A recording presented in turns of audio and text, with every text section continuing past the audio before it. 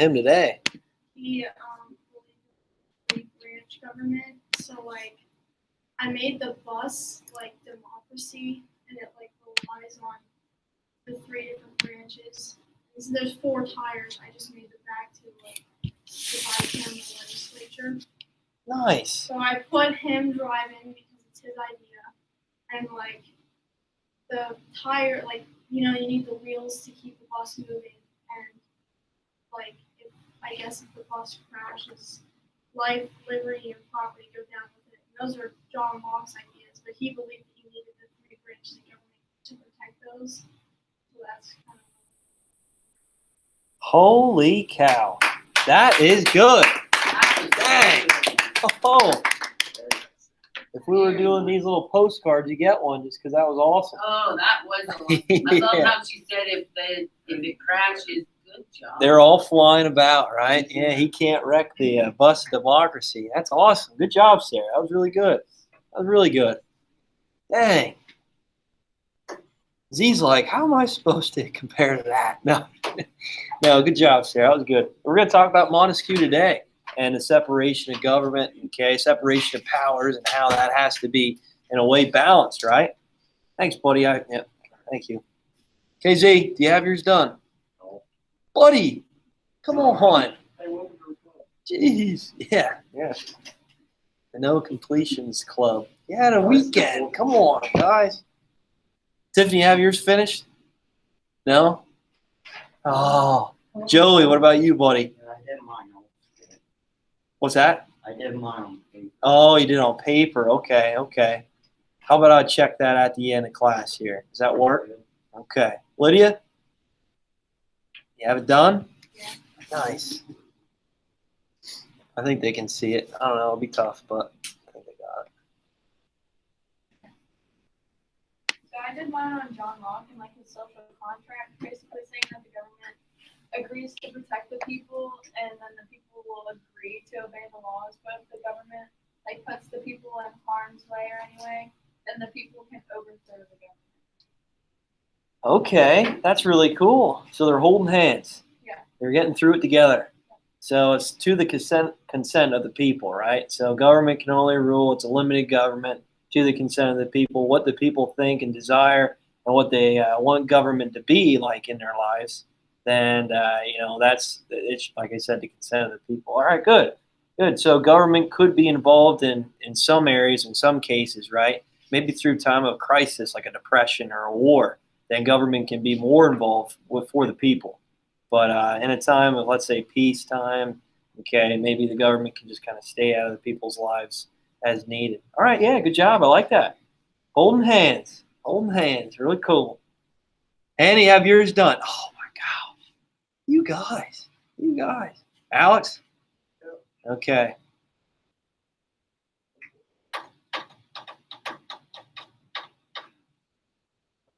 I did my political cartoon on Shays Rebellion, and the name of my political cartoon. So pretty much farmers were getting tired of losing their property to the state government. They decided to group together and rebel with formal Shays. That was called Shays Rebellion. Massachusetts formed a militia to fight them, and they ended up being slaughtered because the farmers pretty much become fighting force and stuff. The militia was put with firearms. Yeah, awesome. Good job. So Shays Rebellion, a lot of these frontiersmen, they're a little upset with the Eastern way of life, okay, the social, economic, political divide within all the states, and not only in Massachusetts, but all the states, okay, and how the Eastern side really ran politics, right? They had too much control. And then the taxes placed on these frontiersmen, these farmers, eventually, sooner or later, these farmers are going to be upset. They're going to take their rakes or pitchforks and storm the armory to try to get as many weapons as possible to try to start this rebellion. All right, good job. I like that. Wheat versus Massachusetts. That's pretty cool. Laura, you have yours done. Oh, gee whiz. All right. What about you, Austin? Dang. All right. make sure you guys get those done here, okay? Turn them in. You might not get full credit, but a little bit's better than none. Okay. All right. All right. So we'll move on here. We'll move on. So I have a bell ringer for you. But before we get to that, go to page 37. That is in chapter 2. Okay, chapter 2. Best way to get to the textbook chapter is going to classwork, general information. Okay, the textbook is right down here, chapter 2. Bang. Okay, and we'll go to page 37. And, well, let's see here. Well, let me see if I can find it now. I thought it was 37. Yeah, it says new political ideas. There you go. It's a little different than my textbook, but it's okay. New political ideas. I'd like you to read that. Okay, it's just about John Locke, just review of what we talked about the other day in class. Okay, and I'd like you to finish up. Yeah, just stop right there at government and the colony. So don't read that part. Just read new political ideas. That's it. On page 37. Sound good? You know what we're doing, Devin? Okay.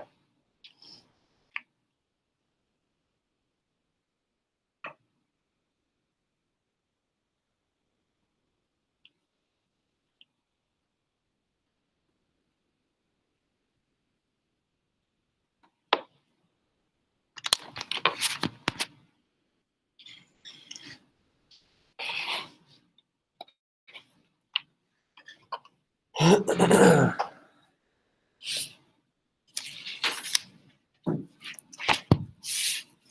might have to send your political cartoon to the New York Times, Sarah. That was awesome. Put that in a magazine or a newspaper article. That'd be sweet.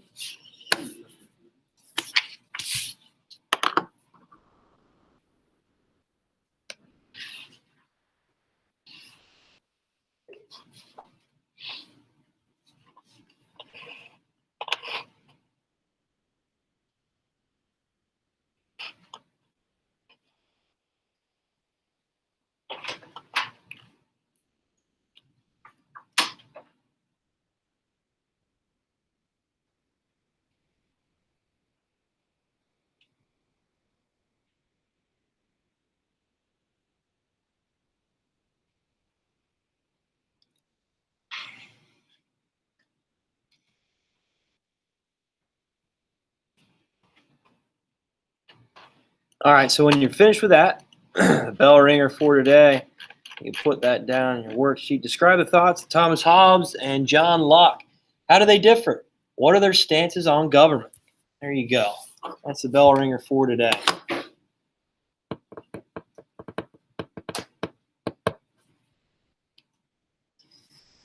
Joey, the old-fashioned way. Like how you said that.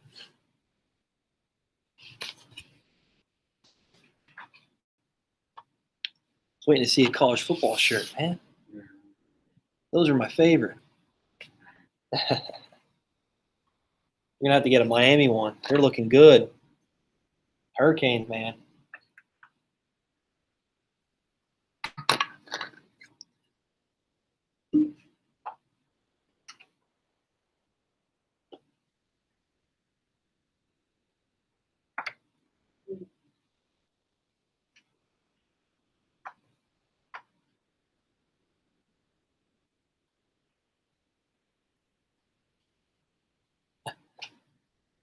Holding hands. That's so funny, Lydia. Your political cartoon holding hands.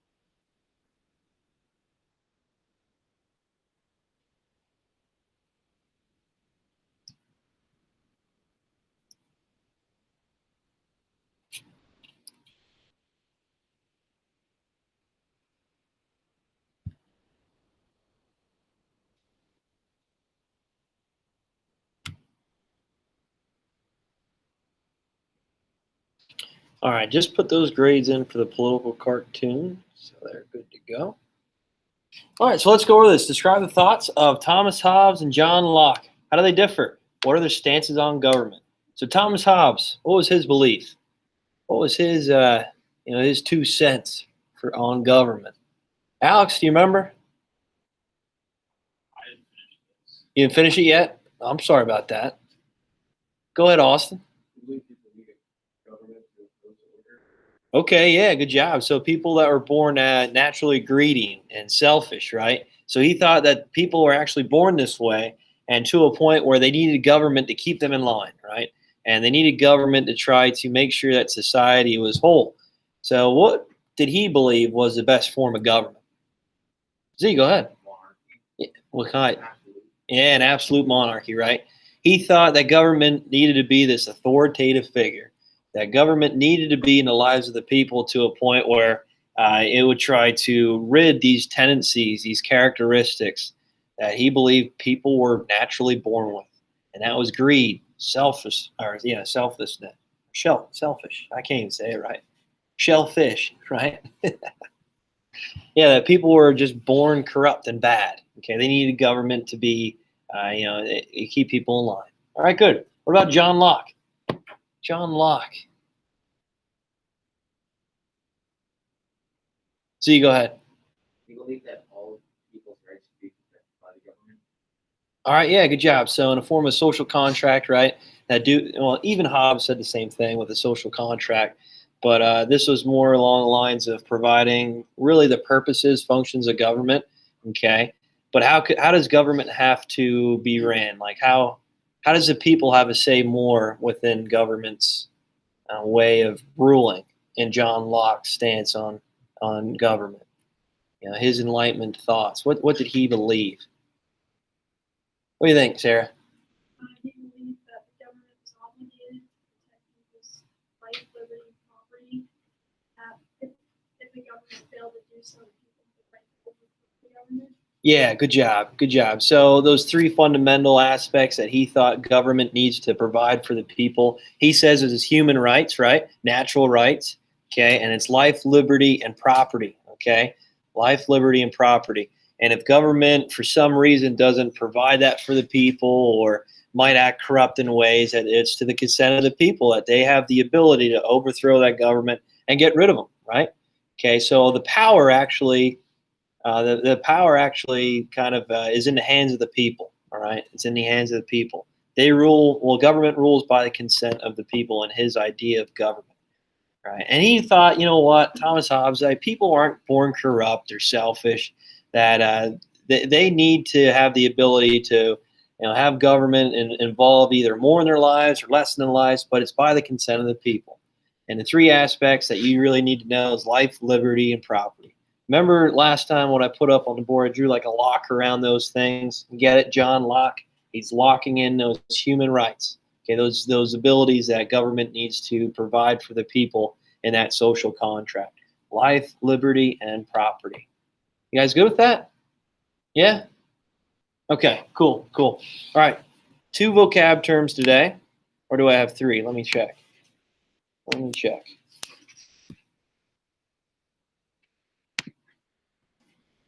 It is 3. Sorry about that. And we're coming close to the end. Oh, wow. You know what that means? Oh, it might be. You going to study for it? Or are you going to stand me up like you did with your political cartoon? I'm kidding. Oh, all right. So bicameral, New Jersey plan, Virginia plan. There we go. So we're going to be finishing up these Enlightenment thinkers today. Well, no, we got one more yet to go after today. But then I have a project for you with that. Oh yeah, you're gonna love it. I hope so.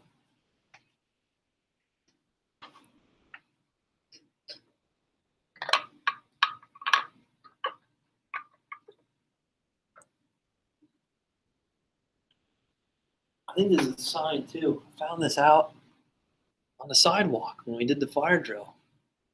Means I gotta go golfing, I guess. What do you think, Alex? My favorite. Okay, bicameral. What do we have? Bicameral. What does that mean? Should I give you a little bit more time? I'll give you a little bit more time. 2 more minutes. Maybe 3.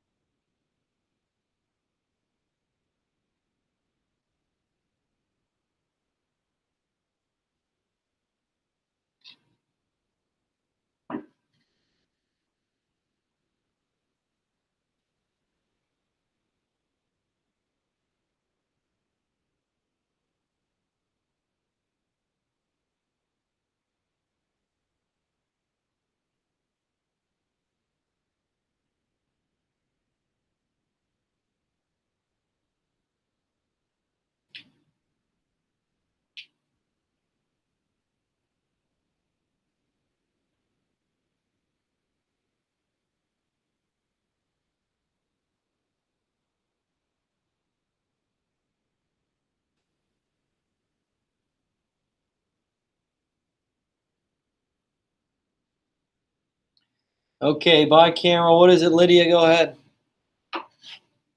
Said, a legislative body of government having 2 branches or chambers. All right. Yep. Good job. So there's 2 houses, right? Okay. There's 2 houses that decide on, creating laws. And, there's many other things that, a bicameral legislature, especially with us, with the Senate. Okay, the House of Representatives, Congress is what it is. Okay, and a lot of it goes by population. A lot of it goes by equal representation. Okay, which we're going to talk about with these 2 plans that emerged. Okay, at the start of the creation of our Constitution, that is dealing with that issue, right? How representation should be given to the states, depending on your population, depending on on equal representation. All right, New Jersey plan. What do we have? I won't get into it too much, but what is the New Jersey plan? Alex, what do you have? New Jersey plan.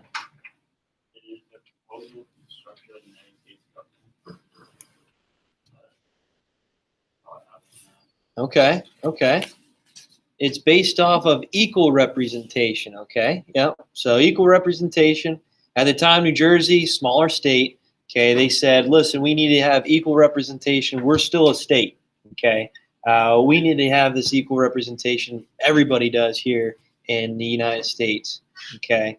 And at the time, it was 1 state, 1 vote. Okay. Now with the Senate, okay, we have 2 represented for the Senate. Okay, for each state. So making 100 total. Right, 100 total. All right, so that's kind of the idea. That's where that came from. Virginia plan. What was Virginia plan? Z? The Virginia plan was a proposal for the United States Constitutional Convention for the creation of a supreme national government with 3 branches, bicameral legislature. Yeah, good job. So they're the ones that came up with this 2-house party, and it's like, listen, yeah, we should have equal representation in the 1 house, but the other house we should have, representation based off of population. Okay, Virginia was a huge colony state then, and they made a lot of the money, so they thought, you know what, we should have more representation because we have more people. Makes sense, right? Makes sense. Okay, a lot of the people creating the Constitution are just like, we just can't let states with bigger population run the show. That's not fair to the other states. So that's why they created 2-house party, equal representation, New Jersey plan. Okay, Virginia plan based off of population. So if you have a larger population, you're going to have more representatives. Okay, what's the state with the most representatives now? What's the biggest population? What state has the biggest population? What do you know? You don't know? Holden? California. Yep, good job. California. So with the election, the big states, so California usually always goes Democratic, so that's the biggest one. Okay, it has the most electoral votes, and it's based off of population. Okay, so even in House of Representatives, they have more representatives from California because they're a bigger state. It makes sense. Swing states like Pennsylvania, Florida, Texas. Okay, again off of population. So if you win those states, it's gonna be looking good for you, right? So targeting these bigger states with a bigger population, more electoral votes, more representatives. Okay. All right. Is there any questions on that, guys? You good? All right. Cool. All right. So just 2 Enlightenment thinkers today. That's it. Nothing too crazy. So we finished up talking about John Locke, all right, and Thomas Hobbes and their ideas of what government should be like. The social contract yet is still present for many of these men. Okay, with Rousseau, who we'll talk about today, same thing, social contract. Okay, so Hobbes, again, authoritative measures. We need an absolute monarchy to keep these people in line. People are born selfish, greedy. They're bad in nature, so they need government to keep them in line. John Locke, different approach. Social contract, still same thing, same idea, where people give up certain rights in order for protection, public services, okay, economic decisions, national defense. At the same time, he believes that human rights should be protected, right? Life, liberty, and property. Okay, government can't take that away, and it's governed by the consent of the people. So his ideas kind of help shape the Bill of Rights as well, those rights that can't be taken away by the government. All right. Next one, Rousseau. French philosopher, believed people basically are good, so he conflicts with Thomas Hobbes' idea of people born with this bad characteristics, these bad characteristics, bad moral character, right? And he wrote The Social Contract, all right? So the biggest thing to remember from Rousseau, social contract. Okay, so the social contract, we already know what that is. So giving up basic rights in order for protection, okay, in order for the government to provide and protect you and help you with, gaining these public services, like I said, education, providing roadways, transportation, you name it. Okay, so the biggest thing, Rousseau, just remember it, social contract. Easy way to remember it, social contract. So if you ever see it up on the test, just kind of rolls off the tongue. Social contract. Right, Joey? Right. Easy way to remember it. Yeah, easy way to remember it. There you go. All right, so believe government should work for the common good, not the wealthy few. So this idea where these wealthy business owners, okay, only get to the industrial age, that they don't control society and corrupt society for their betterment, right, for their good, right, paying off these public officials and these politicians to, keep wages low and to not pay their workers and safety conditions, you name it. Right? So this is a little bit before that industrial age, but same thing. Okay, he thought that the wealthy elite class shouldn't run the politics, the decision making. Right, individuals should give up some freedoms for benefit of the community. We already know that. Okay, so not to be selfish, right? To try to be for the all around good of people in the community. All right, so despising equality in society. So he thought there should be some sort of common ground, so equal measurement for people. Okay, that there shouldn't be any type of unequal distribution of wealth, and really just decision making in politics. Okay, it can't be unequal. Right, everybody should have the same opportunity. All right, so views inspire revolutionaries for years to come. We all know that. So easy way to remember him, Rousseau social contract. There you go, Lydia. Like that one. All right, sounds good. All right, last one I want to talk about today, Baron de Montesquieu. Sarah, you did a good job with that bust. That was awesome. Okay, that's a good way to represent his beliefs.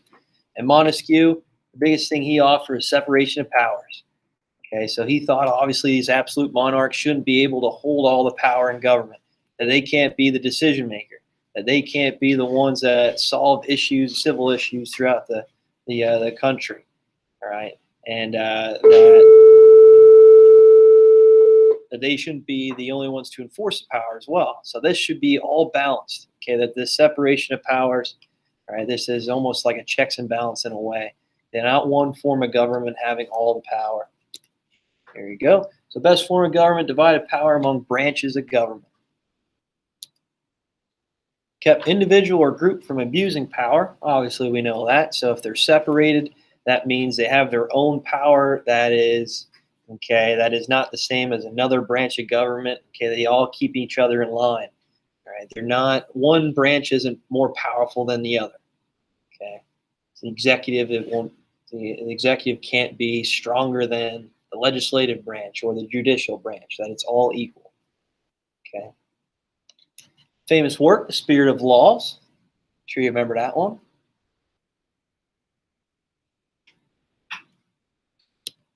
And he's like, you know what? Great Britain had a good idea. Great Britain had a good idea. So the separation of powers, that's the main thing to remember from him, Montesquieu. I have another one to help you out with that. Not as cool as social contract, but it's pretty cool, I think. So powers divided into branches, legislative, executive, and judicial, and we all know what those branches do, right?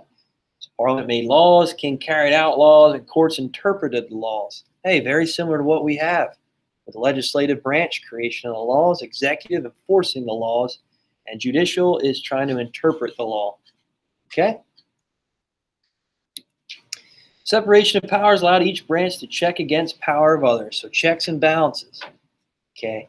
One power being able to elect officials for another branch. Okay, so with the executive, Supreme Court justices, they appoint them, and your judicial branch, okay, powers that are, they're separate, okay, but at the same time, they all have the same, one's not stronger than the other. All right, so the concept, later important structure for democratic governments. We know that. All right, remember, here's the one to remember, Montesquieu. You're going to love it, buddy. I know you will. All right, so Montesquieu, really hard name to spell. Don't worry about trying to spell his name. Just sound it out, okay? Sound it out like syllables, right? So Montesquieu. Montesquieu. How did I break up his name? 3 times, right? So 3 different syllables. 3, separation of powers, 3 branches. So Montesquieu. Oh, there you go. Montesquieu. Separation of powers, okay, 3 branches of government, and we can separate his name because it's a little longer, it's a little hard to spell, okay, Montesquieu. 3 branches of government, we have our separation of powers, making sure that they have the checks and balances in with that name and that idea. You guys got that? It's an easy way to remember it, right? Yeah, you're locking in those human rights, life, liberty, and property. Rousseau, social contract, right? There you go. Social contract. And Montesquieu, separation of powers. Montesquieu. You guys got it? All right. That's all I have for today. I was going to assign I'll sign it tomorrow. How about that? The project. You're just going to research one of these Enlightenment thinkers and come up with a presentation. I like doing presentations. Remember, it's going to be harder than the last time. Make sure you cite your sources. Make sure you're not just copy and paste them. Okay. Make sure you read and really understand your research too. Okay. Okay, finish it. All right. That's all I got for today. Joey, who's social contract, right?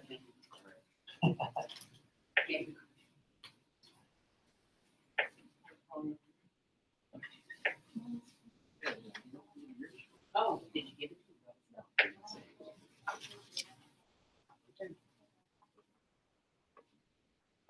Sweet.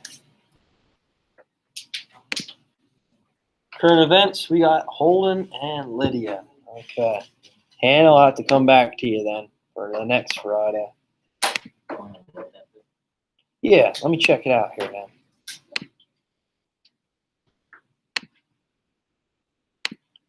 I'll come over then. Sorry about that.